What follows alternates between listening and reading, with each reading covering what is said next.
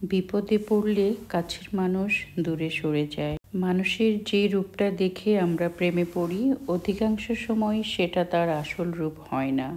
আসসালামু আলাইকুম, কেমন আছেন সবাই? আশা করছি আমার প্রিয় ভিউয়ার্সরা যেখানে আছেন আর আজকে আমার ব্লগটি দেখছেন সবাই অনেক অনেক বেশি ভালো আছেন।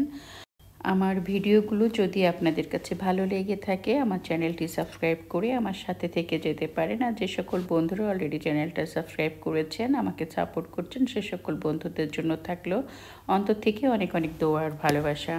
আজকে ব্লগটা শুরু করলাম সকাল থেকে নিয়ে কি কাজগুলো করেছি সেগুলো আপনাদের সাথে শেয়ার করার চেষ্টা করব। আর খুবই কিউট কিউট কিছু জিনিস আমি কেনাকাটা করেছি টিমো থেকে, অনলাইন শপিং। কি কিনলাম সেগুলো আপনাদের সাথে শেয়ার করব, আপনাদেরকে দেখিয়ে দেব। আশা করছি পুরোটা ভিডিও জুড়ে আপনারা আমার সাথে থাকবেন।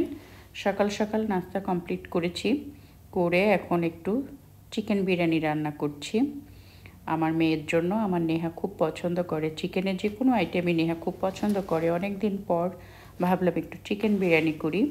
আর এটা হচ্ছে দেশি চিকেন দিয়ে বিরিয়ানি করলে আমার কাছে ভালো লাগে খেতে, কিন্তু বাচ্চারা কিন্তু আবার ফার্মের চিকেন দিয়ে যদি বিরিয়ানি রান্না করা হয় সেটা পছন্দ করে।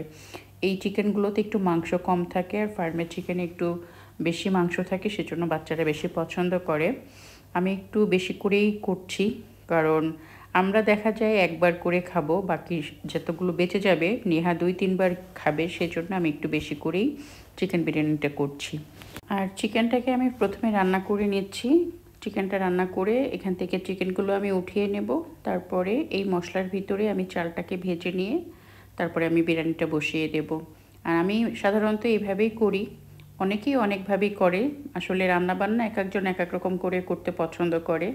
আমি যেভাবে এখন দেখাচ্ছি আপনাদের সাথে শেয়ার করছি একটু, আমি এভাবেই বেশি সময় চিকেন বিরিয়ানিটা করি। আর কিছু কথা আপনাদের সাথে শেয়ার না করলেই নয়। ইউটিউবে কাজ করছি অনেক বছর হয়েছে, খুব একটা মনোযোগী কখনোই ছিলাম না।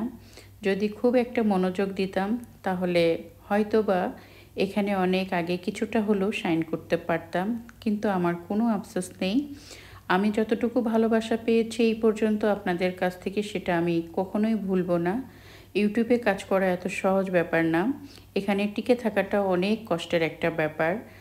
আমরা অফিস আদালতে চাকরি করলে সেখানে টিকা যায়, মানুষ যদি আপনাকে ক্ষতি করতে চায় বা মানুষ যদি আপনার পিছনে লেগে যায় সেখানে টিকা যায়, কিন্তু ইউটিউব এমন একটা প্ল্যাটফর্ম, এখানে ধৈর্য দিয়ে যদি আপনি আপনার পরিশ্রমটা এখানে না করেন তাহলে এখানে টেকা যায় না। আর এখানে অবশ্যই বুদ্ধি খাটিয়ে কাজ করতে হয়, তা না হলে কেউই টিকতে পারে না। আসলে ধৈর্য যার আছে সেই শুধু এই ধরনের কাজগুলো করতে পারে। আর সব থেকে বড় যেই কথাটা সেটা হলো আপনাদের ভালোবাসা। আপনাদের ভালোবাসার সাথে থাকলে বেশি ধৈর্য ধরে এখানে কাজ করতে হয় না, খুব অল্প সময়ে এখানে অনেক ভালো কিছু করা যায়। আর আমি অনেক দিন ধরে কাজ করছি, আমি বলবো না যে আপনাদের ভালোবাসা পাইনি, আপনাদের ভালোবাসা পেয়েছি, যার কারণে আমি এখনও ধৈর্য ধরে এখানে আছি। আর আমি আমার অন্তর থেকে আমার সেই সমস্ত ভাই বোনদের জন্য মন থেকে দোয়া করি যারা আমাকে সাপোর্ট করে। আমি আপনাদেরকে বলবো, অনেকে আছেন ইউটিউব ফ্রেন্ডের বাহিরেও, আমি সবসময় বলি যারা আমার ইউটিউব ফ্রেন্ডের বাহিরে আমার ফ্রেন্ড আছেন বা আমার ভিউয়ার্সরা আছেন, আপনারা অবশ্যই কমেন্ট করবেন। কমেন্টে আপনাদের মতামতটা জানাবেন। আমি কী ধরনের ভিডিওগুলো আপনাদের কাছে ভালো লাগবে করলে সেই কথাগুলো আমাকে বলতে পারেন কমেন্টের মাধ্যমে, তাহলে আমি ঠিক সেই রকম ভিডিওগুলো আপনাদের সাথে শেয়ার করার চেষ্টা করব। এই যে দেখতে পাচ্ছেন, কথা বলতে বলতে আমি চিকেন বিরিয়ানিটা রান্না করে নিয়েছি, সাথে ডিমও নিয়ে নিয়েছি। আর এইভাবে সাজিয়ে গুছিয়ে যদি টেবিলে দেওয়া যায় খেতে কিন্তু ভালোই লাগে। একটু সালাদ করে নিয়েছি, আজকে জাস্ট একটা আইটেমই করেছি, কারণ এখন প্রচণ্ড গরমের সময় কিন্তু কিচেনে খুব একটা সময় থাকা যায় না, অনেক অস্থির লাগে। তাই শর্টকাটে চিকেন বিরিয়ানিটা করে নিলাম আর ডিম সেদ্ধ করে এই যে এইভাবে সাজিয়ে নিয়েছি। আর যে কথা বলছিলাম, আমার প্রিয় প্রিয় আপু এবং ভাইয়াদের উদ্দেশ্যে, আপনারা আমাকে ভালোবাসা দিয়েছেন, ভালোবাসা দিচ্ছেন, এইরকম করে যদি আপনারা আমার পাশে থাকেন ইনশাল্লাহ আমি খুব ভালোভাবে কাজ করতে পারবো। আশা করি যে সকল ভাই বোনেরা আমাকে একদম মনে প্রাণে সাপোর্ট করছেন, আমাকে অনেক অনেক ভালোবাসা দিচ্ছেন, সেই সকল ভাই বোনদের জন্য থাকলো আমার অন্তর থেকে অনেক অনেক দোয়ার ভালোবাসা। আপনারা সবসময় ভালো থাকেন, সুস্থ থাকেন, এই দোয়াটাই করি। আর এখন আপনাদের সাথে শেয়ার করব টিমো থেকে আমি বেশ কিছু জিনিস শপিং করেছিলাম। আসলে আমরা দূর থেকে কি সব কিছু বুঝতে পারি? আমি কিন্তু অনলাইনে শপিং করতে অনেক পছন্দ করি। আপনারা আমার ব্লগগুলো দেখলেই বুঝতে পারবেন। টিমো থেকে এর আগেরবারও আমি বেশ কয়েকটা জিনিস অর্ডার করেছিলাম। সেগুলো কিন্তু মোটামুটি ভালোই হয়েছে। আসলে অনলাইন শপিংটা সবসময় যে ভালো হবে এমন কোনো কথা নেই। এই যে দেখেন ফুলগুলো নিয়েছি, বেশিরভাগ ফুলই আমার কিন্তু নষ্ট হয়ে গিয়েছে। আর ওনারা যেই বক্সে মানে প্যাকেটে করে এরকম একটা প্যাকেটে দিয়েছে, এর আগের বার কিন্তু বক্সে দিয়েছিল, যার কারণে ফ্লাওয়ারগুলো ভালো ছিল।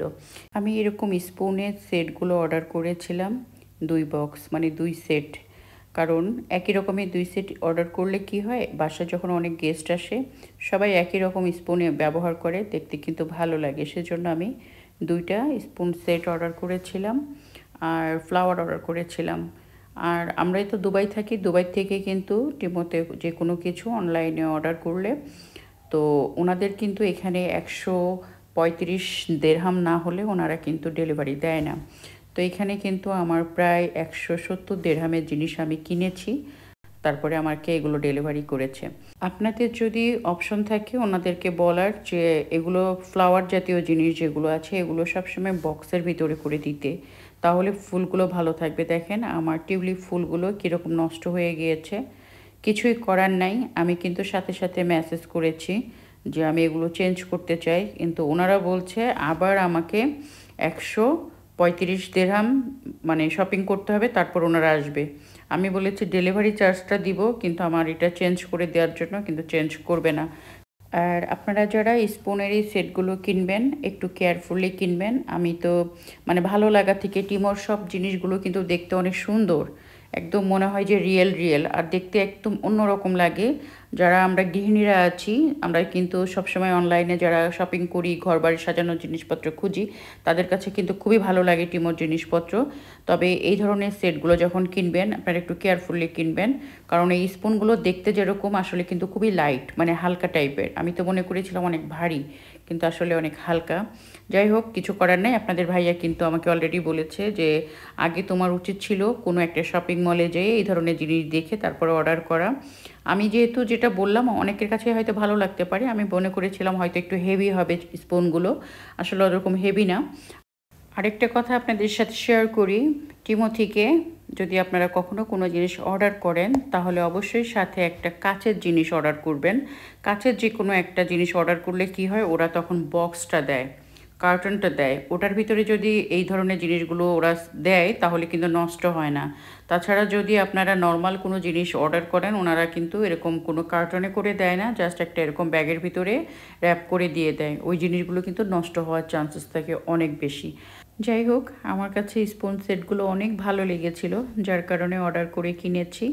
দেখতে সুন্দর, খুবই সুন্দর। আর আমাকে এর আগে ঈদে একবার গিফট করেছিল একজন আমাকে বড় বড় স্পুনের সেট, তো ওটার সাথে ম্যাচিং করে আর কি আমি চেষ্টা করেছিলাম এই 2টা সেট নেওয়ার জন্য।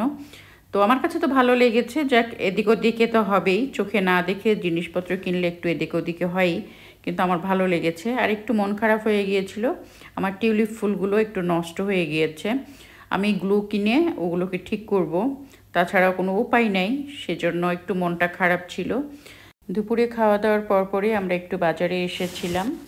আমি তো মাঝে মধ্যে বাজারে যখনই আসি টুকটাক অনেক কিছুই কিনে নিয়ে যাই, আপনাদের সাথে শেয়ার করি।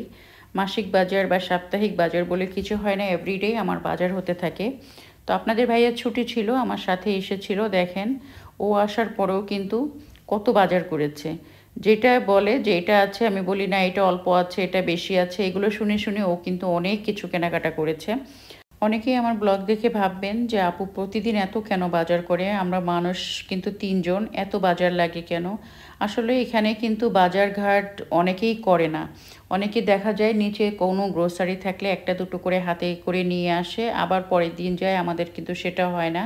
একদম মন থেকে একটা সত্যি কথা বলি, এখানে কিন্তু অনেকের অনেক পয়সা আছে, তারা কিন্তু একদম বাজার করে না। আপনারা হয়তো আমার কথা বিশ্বাসই করবেন না।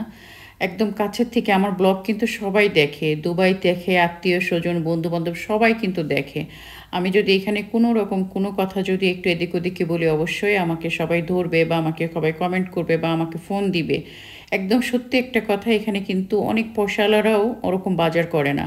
দেখা যায় ওরা বাজারের টাকাটাও অনেক সেভ করে, এরকম মানুষও কিন্তু আছে। আর আমাদের যেটা লাগবে আমাদের সেটা কিনতেই হবে, আমাদের কথা 2 দিনের দুনিয়ায়, আজ আছি কাল নাই।